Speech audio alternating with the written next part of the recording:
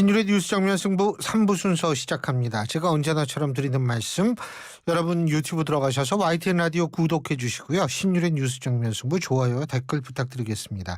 자, 신율의 뉴스 정면 승부 3부 정면 인터뷰에서는 노동부의 이정식 장관 연결해서 노동 현안에 대한 정부 입장 들어보겠습니다. 장관님 안녕하십니까? 예, 안녕하십니까? 예. 그 외국 인력 정책위원회에서 고용 허가제 제도 개선 방안 발표했었죠. 이게 또 약간 관심 논란 받고 있는 것 같은데 일단 내용부터 정리해 주시죠. 예, 뭐 잘 아시다시피 요새 외국인 가사 근로자 때문에 그리고 옛날 구인난 때문에 굉장히 집중적으로 부각되는 것 같은데 우리나라가 내년이면 고용 허가제를 도입한 지 20년이 됩니다. 예.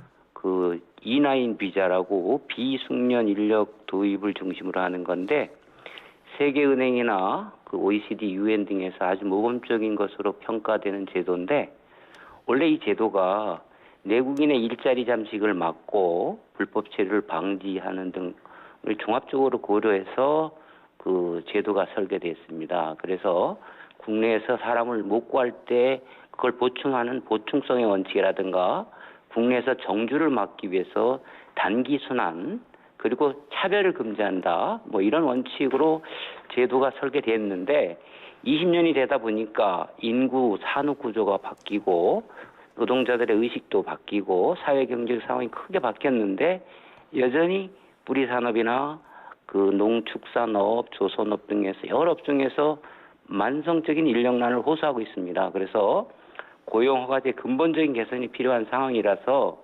저희가 금년에 역대 최대로 쿼터를 11만 명으로 확대를 했습니다. 그래도 역시 사람이 부족하다 그래서 작년 12월 그리고 올 7월 달에 개편 방안을 발표했는데 상하차 등 일부 서비스업으로 업종을 확대하고 사업장 변경 제도도 합리적으로 개선을 했습니다. 그리고 추가적으로 사업장 변경 제도가 뭐예요? 그게 이제 고용을 허가해 주는 거니까 그 사용자하고 기업주하고 그러니까 특정 기업에서만 일할 수 있었는데 그렇죠. 그 자기가 좀 다른 회사로 옮길 수 있다 이 말씀이시죠? 그렇죠. 예. 그러니까 근로자가 자기 귀책 사유가 아니면 예. 옮길 수 있다 이런 거죠. 근로자 인권 보호가 있으니까. 그리고 추가해서 사업장별로 고용 한도가 국내 노동자하고 비율에 따라서 있는데 그 고용 한도도 확대하고 허용 업종도 확대하는 것을 이제 검토하고 있는데 결론적으로 말씀드리면 뭐 쿼터를 그렇게 11만 명으로 늘려봐도 여러 가지 상황이 바뀌기 전환기적인 변화의 시대에 일부 제도만 변경해서는 대응하기가 역부족이다. 그래서 저희가 20년 전에 설계된 그런 원칙을 원점에서 재검토해서 근본적인 개선 방안을 마련하겠는데 지금 가사 근로자 도입도 그 일환이라고 볼 수 있겠습니다. 지금 가사 근로자 도입 말씀하셨는데 지금 여기에 조금 논란이 많아요. 이거 일단은 어떻게 추진하실 거예요? 월급부터 말씀해 주시면. 예. 그 우선 뭐 가사 도우미 그러는데 이제 정확한 명칭은 가사 근로자죠. 예. 옛날에는 이제 개별적으로 소개를 통해서 법의 보호의 사각지대에 있었는데 이제 작년 6월부터 가사근로자법이 제정이 되면서 법의 보호 영역으로 들어왔습니다. 그래서 이 부분 이제 저희가 서울시하고 해서 8월 한 달 동안 100명을 시범 사업을 하겠다는 건데 이분들은 정부가 인증하는 그런 그 서비스 인증 기관에서 고용을 하기 때문에 근로기준법이나 최저임금법이나 모든 법의 적용을 국내 노동자하고 차이 없이 차별 없이 적용을 받습니다. 그러니까 최저임금을 보장받는다 이 말씀이시잖아요. 그죠? 그렇죠. 국내 노동자랑 차별이 없다. 이렇게 보시면 됩니다. 그래서 그런데 이제 뭐 일부 의원들이 뭐 반값 뭐 이런 얘기를 해가지고 그러는데 그건 저희들이 지금 설계하는 내용에는 그게 들어가 있지 않고요. 근데 이제 어쨌든 현재 이게 왜 이걸 고민을 해야 되냐? 이제 그 외국인 고용허가제도 제가 전면적으로 개정할 단계에 이르렀다고 했는데 지금 가사노동 시장을 보면 이제 수요는 늘고 있는데 그죠? 그런데 공급이 딸리고 있고 그리고 고령화되고 있습니다. 예. 2019년에 15만 6천 대인 게 작년에 11만 4천으로 한 5만 명이 줄었고, 예. 그리고 연령도 50대 이상이 그 가사 서비스를 하는 분들이 92%에 해당합니다. 예. 그리고 단가도 이렇게 수요와 공급이 맞지 않다 보니까 300에서 뭐 500까지 심지어는 받는다.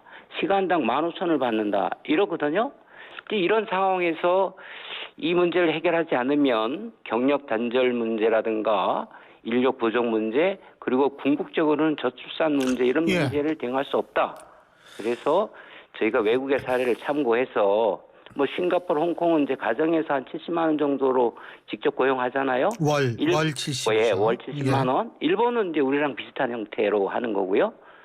네덜란드, 독일, 프랑스 같은 경우는 뭐 오페어라고 그래서 호스트 가정에서 현지 문화 언어를 습득하면서 가사, 육아를 분담하는 형식인데, 이런 다양한 여러 나라의 사례를 검토하는데 그걸 토대로 해서 우리 현실에 맞는 방안을 마련하겠다. 그래서 시범 사업을 100명으로 하는 거고, 예. 예, 그래서 아마 이분들은 국내 노동자랑 차별 없이 출퇴근을 하면서 8월 동안, 한 달 동안에 저희가 계획을 확정해서 하반기에 알겠습니다. 적용을 할 건데, 예. 근데요. 예. 그 지금 이제 최저임금 적용을 한다라고 했을 때에는 최소 200만 원이 넘는 돈을 월 지불을 해야 되는 거거든요. 그렇죠. 그런데 물론 이제 그 시민단체 쪽에서는 지금 조선족 가사 노동자들이 받는 돈이 250만 원이 넘는 걸로 알고 있거든요. 예? 그렇죠. 그죠? 그렇죠. 그런 상황에서 물론 200만 원은 조금 저렴하다고는 볼 수 있는데, 그렇기 때문에 시민단체에선 뭐 신판 노예제다 뭐 이런 이런 비판을 하고 있고, 또 수용자, 그러니까 이 가사 도우미, 가사 노동자를 필요로 하는 측에서 뭐냐면 젊은 부부들이죠. 예. 이거 월 200만 원 너무 비싸다. 이래가지고는 도저히 못 쓴다. 이렇게 얘기를 나오고 있거든요. 물론 어떤 정책이 모든 사람을 다 만족시킬 수는 없겠지만, 또 이렇게 골고루 이 비판을 하는 경우도 흔하진 않지 않나, 이런 생각이 들거든요. 어떻게 보십니까? 그 어저께 서울시장이 한 말씀 하셨던데, 뭐 여러 가지 이해관계가 다르고 입장이 있을 수 있는데, 예. 지금 우리나라 최저임금 적용을 받는 뭐 영향률이라고 하는데 약 340만 명 경활 자료로 보면, 경제활동 인구로 보면 그분들이 노예입니까? 아니, 최저임금 적용을 받는 수준으로 가사 노동자를 쓰겠다 그러는데 그게 무슨 노예예요? 그건 말도 안 되는 소리고, 예. 현재 수요와 공급에 의해서 공급이 딸리다 보니까 예. 조선족이라든가 이런 분들이 지금, 그분들은 물론 그 한국인 그 가사 노동자에 비해서는 조금 낮은 수준을 받죠. 예. 그죠? 숙련도나 좀 차이가 있을 테니까 그런 것이고, 그 다음에 그 일단 그 맞벌이 부부라든가 이런 부분들이 지금 350, 400 그렇게 하기에는 너무 많다 그런 거잖아요. 그죠? 예. 그래서 국내 노동자랑 차별 없이 200도 좀 부담스럽다는 거예요, 사실. 그러니까 200도 부담스러운데, 예. 이제 이 부분은 두 가지를 말씀드릴 수 있겠어요. 하나는 지금 우리가 이제 가사 서비스 인증 제도를 지금 활성화하는 게 남아 있습니다. 그래서 예. 지금 서울시에는 1억 5천을 이제 보조를 해주겠다라는 것인데, 예. 저희가 그 기업의 ESG 경영 차원이나 뭐 지자체 등등과 해서 가사 서비스 인증 기간이 그 우리가 가사 서비스를 이용하는 그 맞벌이 부부라든가 이런 사람들의 부담을 덜어주기 위해서 다양한 그 활성화 방안을 만들고 있고, 재정 당국하고 그런 부분에 대해서도 저희가 좀 부담을 완화시키는 방안을 협의해 나가고 있다, 이렇게 말씀드릴 수 있겠습니다. 예. 아니 뭐 조정훈 의원 같은 경우에는 그거보다 훨씬 더 이 임금이 낮은 그런 걸 주장하고 있지 않습니까? 그게 아마 싱가포르 모델 정도 될 것 같은데 말이에요. 저희 모델은 안 되고요. 예. 만약에 그런 식으로 하려면, 지금 우리나라는 OECD 가입 국가고 ILO의 기본 협약이라든가 여러 가지 관련된 차별 금지라든가 모든 협약을 우리가 비준했기 때문에 예. 차별 두기가 어렵고요. 만약에 그렇다고 하면 예. 지금 저희가 그 서비스 인증하는 예. 그런 방식이 아니고 예. 다른 비자를 만들어야 될 거예요. 네, 그건 전혀 차원이 다른 문제입니다. 예. 네.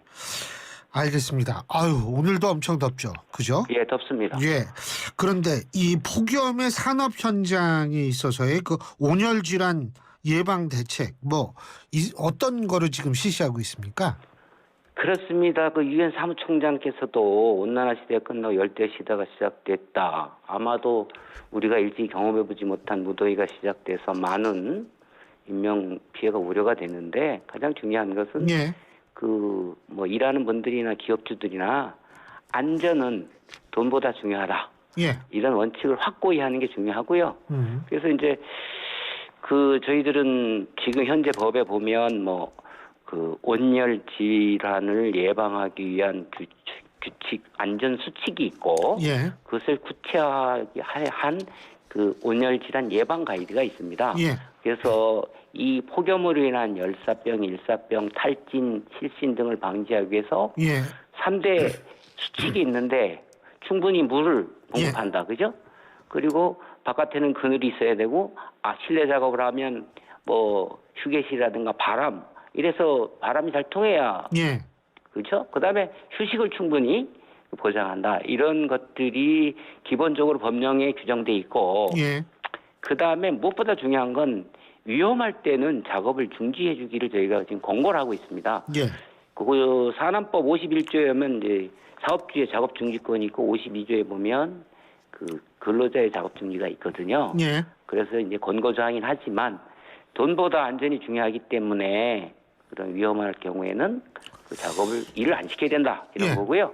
가이드는 이제 그걸 구체화해서 그러니까 체감 온도하고 습도 온도 해가지고 33도 이상이면 매 시간 10분을 쉬게 하고 35도 이상이면 매 시간 15분을 쉬게 해주고 그 이상이면 그 이상 그렇게 해서 예. 하고 있는데 저희들이 예. 지금 한 분이라도 더 챙기겠다고 그래서 내일 저희들이 저를 포함해서 노동부 48개 지방간에서 일제히 현장 점검을 합니다. 그래서 긴급 파트를 점검을 하는데 건설 부문, 그다음에 우리 경비, 그다음에 환경미화원, 택배 이렇게 해서 맞춤형으로 알겠습니다. 이렇게 대책을 추진할 계획입니다. 그 실업급여 바꿉니까? 실업급여도 이게 지금 OECD에서 작년에 한국경제보고서를 제시를 하면서 예. 유일하게 일해서 받는 돈보다 실업급여가 많은 나라가 한국이라 이거 지속 가능하지 않다. 예. 실업급여 제도의 취지가 뭐냐면 근로의욕을 제고하고 구직 활동을 촉진해서 일을 통한 자립을 보장하는 게 실업급여 제도 아니겠어요? 예. 그죠? 그런데 일하는 것보다 쉬는 게 더 많다, 역전된다. 심지어는 그 수급자의 28%가 그 실업시 받는 돈이 한 45만 명 되는데 이분들이 일해서 받는 돈보다 많다. 그리고 하한선을 받고 있는 분들이 한 38%가 그 실업급여가 일하면서 받는 돈보다 많다. 이거는 지속 가능하지 않겠죠. 그죠? 그래서 제도의 취지에도 안 맞고. 근데 기간도 중요한 거 아니에요? 예? 기간도 중요한 거 아니에요? 그래서 저희 제도는 기본적으로 제도가 예. 잘못 설계되어 있는데 그러니까 짧게 근무하고 반복 수급하고 그죠? 예. 그 부정 수급할 수 있는 제도가 돼 있는데 또 하나는 상저 하고예요. 밑단은 높고 그리고 윗단은 적어요. 그래서 이 기간도 좀 넓히는 방안 그리고 아주 취약계층들은 보호하는 방안을 포함해서 다양한 개선 방안을 지금 고민을 하고 있습니다. 알겠습니다. 최저임금이 지금 9,860원으로 결정된 거죠? 그렇습니다. 그렇죠. 예. 이거 어떻게 생각하세요? 이거는 이게 지금 35년 동안 우리가 경험하는 일인데 예. 지금 최저임금 법에 보면 결정 기준도 나와 있고 노사공익 3자 동수로 구성되어 있는데 예. 매년 파행과 힘겨루기와 이래서 예측 가능성도 없고 노사 모두 불만이다 그러는데 현재 이의제기 기간이 끝났는데 노동계 중에 민주노총만 지금 이의제기를 한 걸로 알고 있는데 예.